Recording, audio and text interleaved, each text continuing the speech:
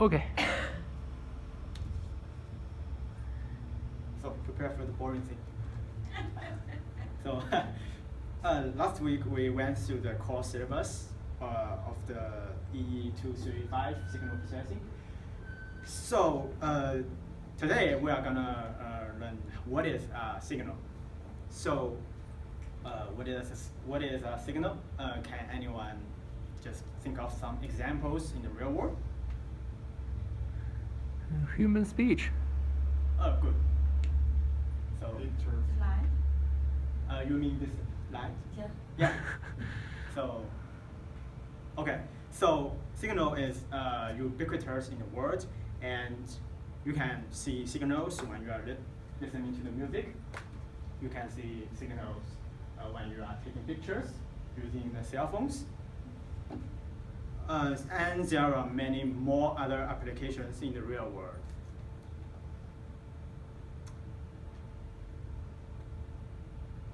So now, so far we have get some ideas about signals. So now we can look at the definition of the signal in the book.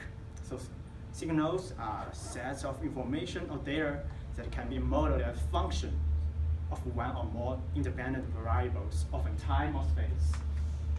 It's just some definition in the book. We can see some examples. So signals can be classified in terms of the dimension. So from this picture, we can see it is a one-dimensional signal. Anyone have some doubts with the word dimensional? Vertical. Is that vertical dimension? Oh, so I can explain. So can anyone tell why it is a one-dimensional signal? Yeah, I think that we counted the voice and it up and down. If you measure the kind the width of the voice or the width of something, so up and down, and if you measure that only, if you focus only on the Okay, size of the voice. Okay, or you the are size so of the close to function. the right answer. So you can see the definition of the signal. So why it is a one-dimensional signal? Because it is a function of one variable, which is a time in this case. So in the real world, when we display a voice signal like this, we can simple it to a function. Suppose the most simple case is the sine function.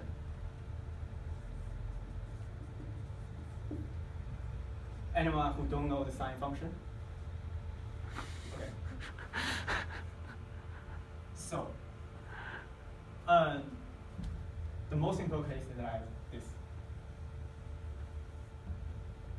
So this case, we can model the signal to a function, which is a sine function, which is a function of the one variable, the time.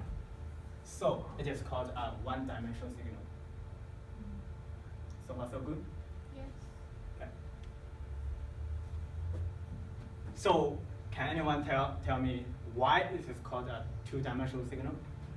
This picture. And you can just 2D. look at the definition of the signal. Because it has 2D independent variables. I'm sorry, what? Because it has two independent variables. Yeah, correct. Very good. So in this picture, he just says that it is a function of two independent variables. So can anyone tell me what is the two independent variable?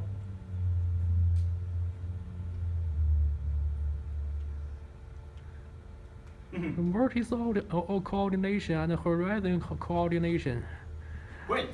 So he just says that from this picture, in the real world, we represent a picture. If it is the bound of a picture, we represent the picture to split the picture areas.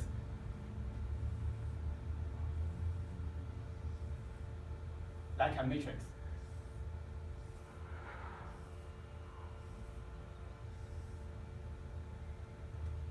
and every intersection of the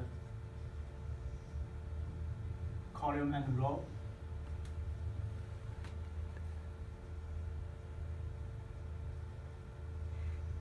we will assign a pixel value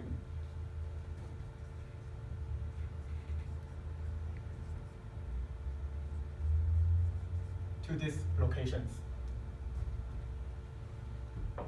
And if you imagine it as a coordinate, it will have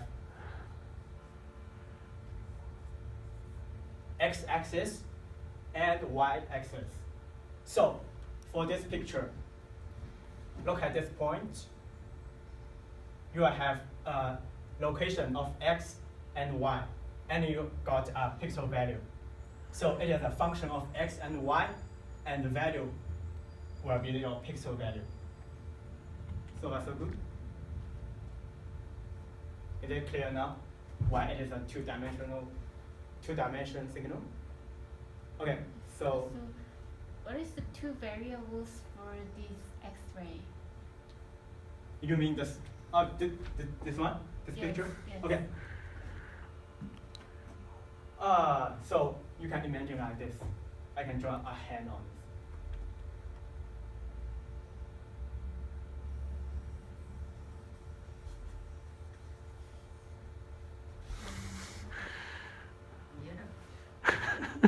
Oh, it's weird, huh? Sorry, I'm poor at drawing. Like a flower. So, you can imagine that, suppose for this point, in this picture, suppose it is in this point, and you can see that it has a, like something white color, right? So, in the real world, we can assign a number to the white. Suppose we assign 1 to the white color, and suppose we assign 0 to the black color. This one will be 1. This one will be 0. This one will be 1. This one will be 0. This one will be 1. So for this location, can anyone tell me what is the pixel value of this point? I think it is the point of this location. What is the pixel value of? It's a very large value. Yeah, great. So because in this picture we assign a white color to be 1, a black color to be 0.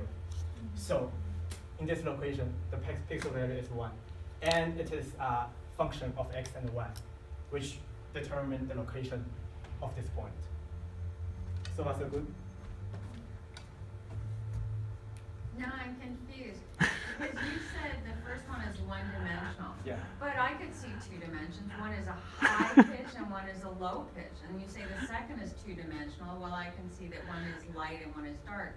But Okay, I so don't understand why it's 2-dimensional. so and, the- and then when I think of so dimension, she asked. yeah, I don't get it. So she asked why it is called a two-dimensional and why it is called a one-dimensional.